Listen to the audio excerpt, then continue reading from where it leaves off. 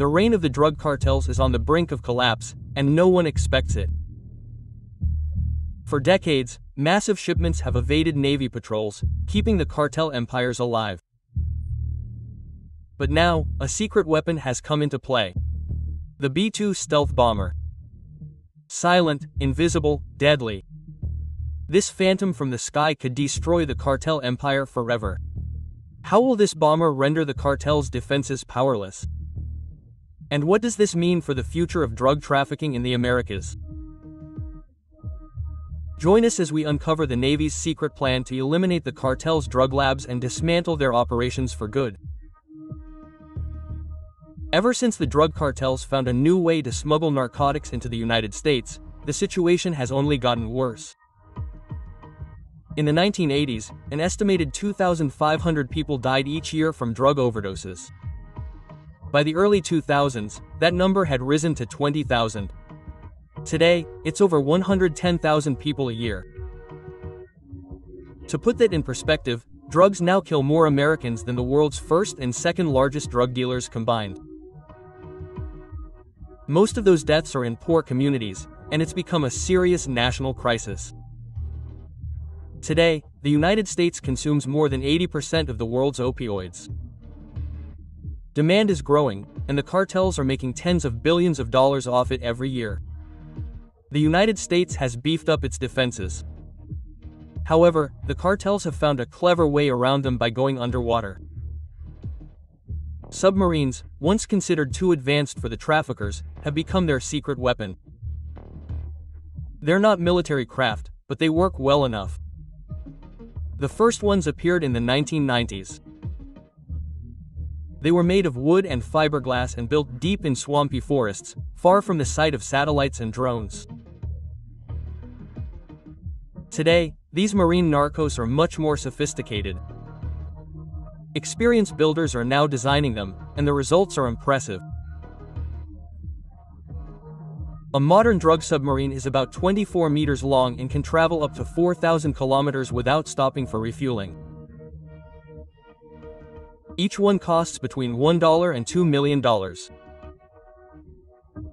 A small crew of 5 people is usually enough to operate it, and the submarine can carry up to 10 tons of drugs worth more than $150 million. They are also much harder to spot. Painted in dull blue-gray tones, they blend into the ocean. Their shape allows them to move discreetly without creating waves.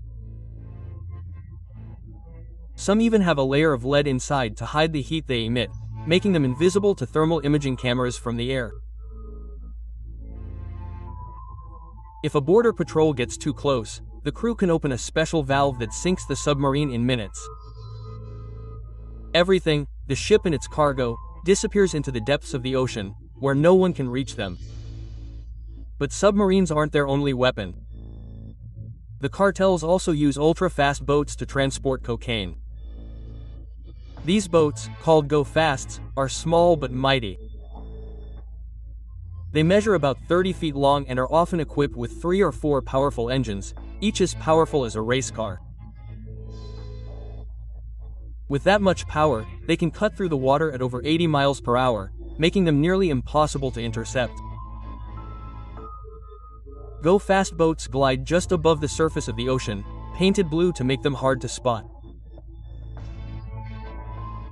They are small, very low to the water, and usually carry just one person to save space for fuel and illegal cargo. With tanks that can hold up to 20,000 gallons, they can travel over 500 miles without stopping. That's more than enough to get from Colombia to Jamaica or from the Bahamas to Florida. Today, the cartels are taking things a step further by building boats that combine speed and stealth. A hybrid between a ghost and a submarine. These low-profile vessels barely protrude from the water's surface, with only a small portion visible. They are made of radar-resistant materials and painted to blend in with the sea. They are not as fast, only about 30 miles per hour, but they are much harder to detect. With submarines lurking in the depths and these stealthy boats skimming the surface, traffickers make it nearly impossible to predict where the next shipment will come from. Faced with the cartel's growing power and influence, in 2024, while campaigning for a second term, Donald Trump made a bold promise. He would crush the cartels, and upon his election, he wasted no time putting his plan into action. In a speech to Congress on March 4, Trump called the cartels a threat to American lives. He made it clear that the cartels were waging a war against America and that it was time for America to declare war on them. Weeks before this speech, Trump had already made a decision. He designated the cartels as foreign terrorist groups. This decision gave U.S. forces, particularly the Navy, full authority to intervene through counterterrorism operations. In response, the Mexican Senate approved a joint military training program. It brought together the U.S. Army's 7th Special Forces Group and the elite Marines of the Mexican Navy. A clear sign that the two countries are preparing for a serious confrontation. The CIA has also joined the operation. Using high-tech drones, it has begun flying over Mexico to observe cartel activity from the sky and gather secret intelligence. According to military experts, the United States is preparing for a large-scale strike, something the country has not undertaken since the early days of the War on Terror. 6 current and former U.S. military, law enforcement, and intelligence officials say drone strikes are now being seriously considered. The targets, cartel leaders, vehicles, drug labs, warehouses, every link in the criminal network. Discussions are reportedly ongoing between the White House, the Defense Department, and top intelligence officials. Sources say the Mexican government is aware of these exchanges. This isn't the first time Trump has pushed for bold and risky actions. In 2020, while he was still in his first term, former Defense Secretary Mark Esper said Trump had asked if the military could launch missiles at drug labs in Mexico and simply kill them.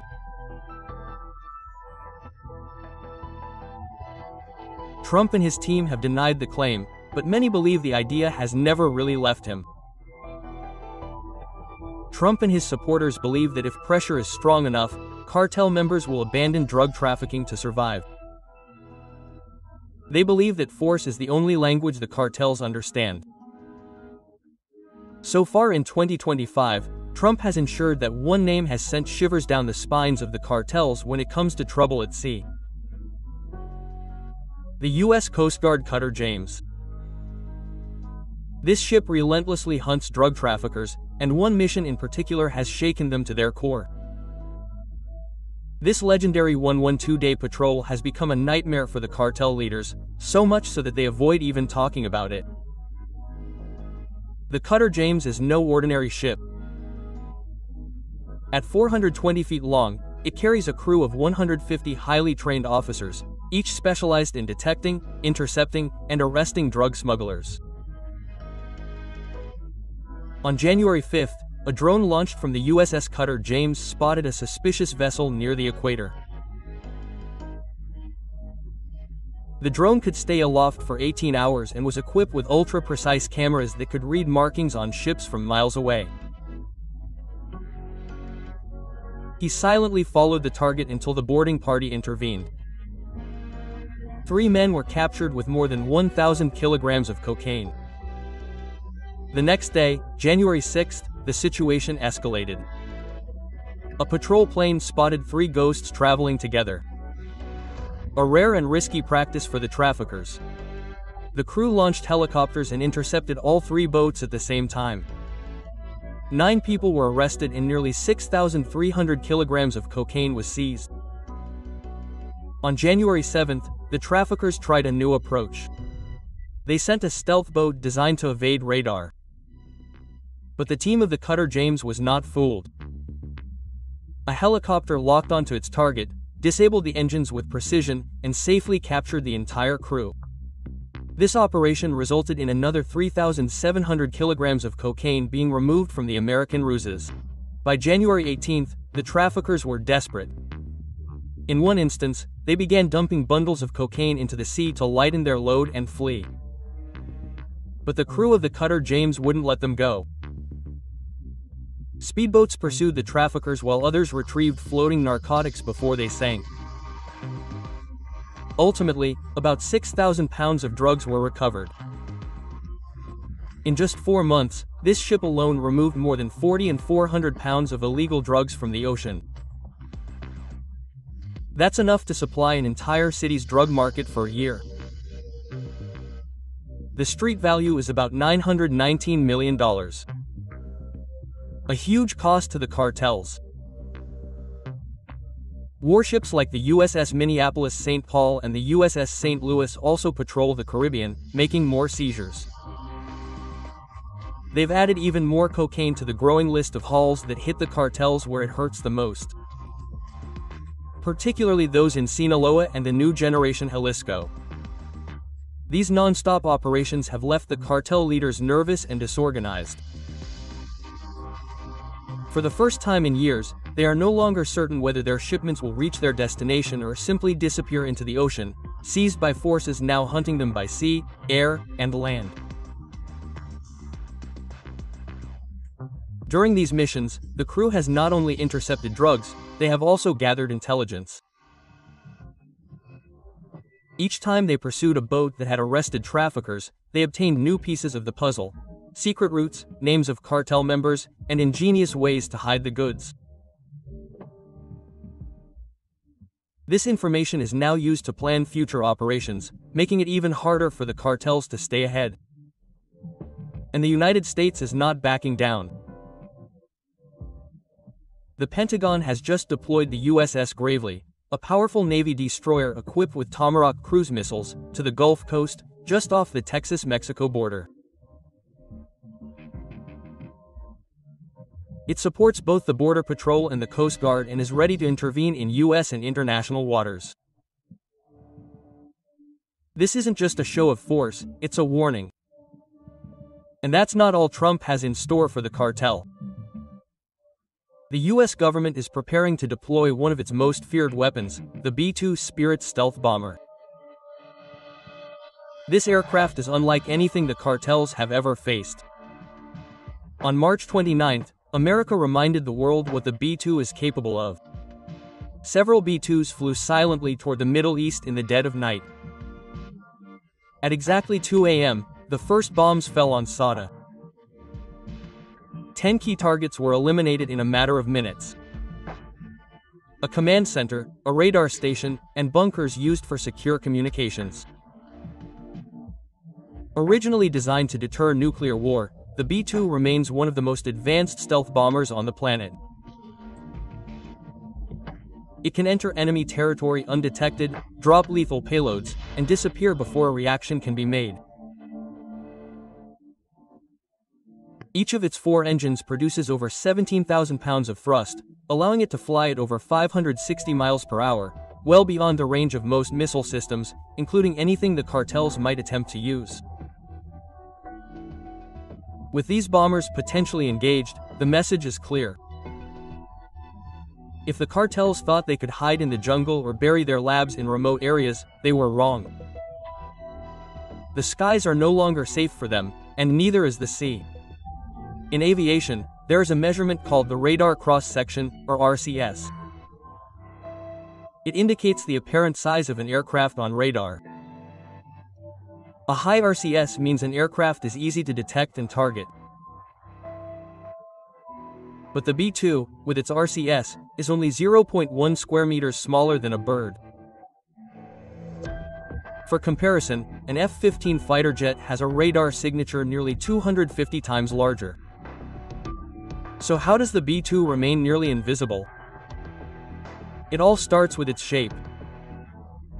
Its fuselage has gentle curves and flowing lines that help deflect radar waves away from enemy sensors at steep angles, typically between 60 and 90 degrees. This means that the radar doesn't receive enough energy to detect the aircraft. To enemy systems, it's as if the B-2 doesn't exist, even though it's flying straight at them. Another key feature of this bomber is the coating on its structure. At first glance, it looks like just a handy black paint for nighttime emission. But this black surface is no ordinary paint. It's a secret mix of classified composite materials and iron gall paint. These materials work together to absorb nearly 80% of incoming radar waves. So even if someone were to detect it, which is already nearly impossible, it would appear on screen as a bird or a small cloud and not as a $2 billion flying monster loaded with lethal bombs. Even if the cartels were to get their hands on advanced radars, it wouldn't change anything. Take the old Soviet P-1 Spoon Rest radar or the newer Iranian Qadir radar. These are both long-range radars that operate in what's known as the L-band between 1 and 2 GHz. They're excellent at spotting large ships or aircraft but completely ineffective against aircraft like the B-2. Using these radars to detect a stealth bomber is like trying to catch a needle with a fishing net. It simply goes right through. No matter how powerful the radar or how skilled the operator, the B-2 remains invisible. And that's precisely why the B-2 is the perfect tool. Whether flying over deserts, jungles, or the deep waters off cartel territory, it can strike without warning, disappearing without a trace, and sowing total confusion among the enemy. Once the B-2s have destroyed the first wave of targets, they will withdraw, making way for the next strike team. In the case of the Outs, it was the F-18 Super Hornets from the USS Truman that roared in, targeting the cartel's communication towers and broadcast stations. These towers are the backbone of the communication system between the terrorist camps and the cartel camps hidden deep in the forests. Without them, the cartels would be blind and deaf. After the strike team, the B-2s would return to the attack. For the Houthis, they did not drop massive 2,000-pound GDM bombs. Instead, they used precision-engineered 500-pound GBU-38 bombs.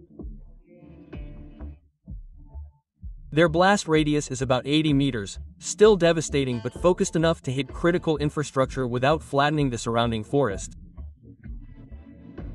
This kind of precision is what separates modern warfare from chaos. By the time the bombs hit, the cartel fighters won't even have heard the planes, let alone had time to return fire. Their air defenses, if they exist, will likely have been neutralized before the alarms even sound. The Bombardier's powerful General Electric F-118 engines aren't just about thrust.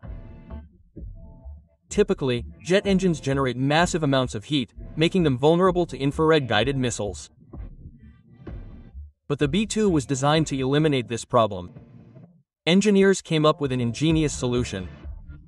They placed the engines deep inside the plane's body, hiding them like buried treasure. Then they designed specially shaped exhaust ducts to diffuse the heat before it escapes.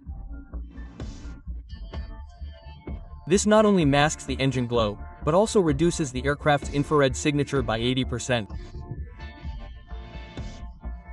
This means that even infrared-seeking missiles have difficulty locking onto it. In thermal imaging, the B-2 looks more like a slow-moving airliner than a war machine. And even if the enemy were to manage to lock onto the B-2, that lock would not last long thanks to its advanced defenses. The B-2 works closely with the Navy's U-2 Hawkeye radar planes. These Hawkeye aircraft share real-time data via a special secure link, giving the B-2 a complete three-dimensional view of the sky, all without activating its own radar and giving away its position.